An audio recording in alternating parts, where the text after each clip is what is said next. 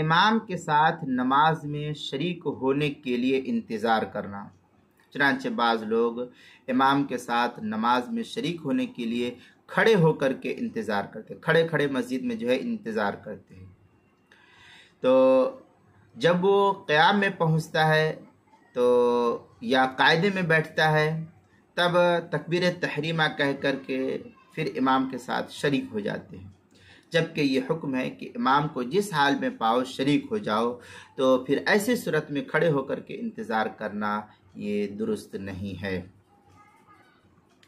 چنانچہ اعلاء السنن وغیرہ کے اندر ہے، ان عبد العزیز بن رافع ان اناس من اہل المدینہ ان نبی صلی اللہ علیہ وسلم قال من وجدنی قائما او راکعا او ساجدا فلیکن معی علی الحال التي انا علیہا۔ اس طریقے کے الفاظ جو ہے اعلاء السنن جلد نمبر 4 صفحہ نمبر 325 باب ادراک الفریضہ، باب ادراک الرکعہ بادراک الرکوع مع الامام کے جو ہے اس کو نقل کیا ہے۔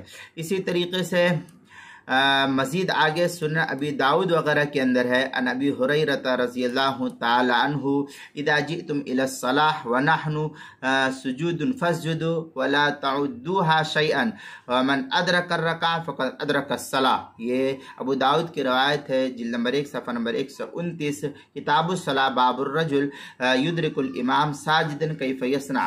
آگے ترمذی شریف میں ہے، ان معاذ بن جبل رضی اللہ تعالی عنہ قال النبی صلی اللہ علیہ وسلم اذا اوتی احدکم الصلاة والامام علی حال فلیصنع کما یصنع الامام۔ یہ ترمذی کی روایت ہے، جلد نمبر 1 صفحہ نمبر 433، ابواب السفر حدیث نمبر 413، ما ذکر فی الرجل یدرک الامام وهو ساجد کیف یصنع، حدیث نمبر 591 پر اس کو نقل کیا ہے۔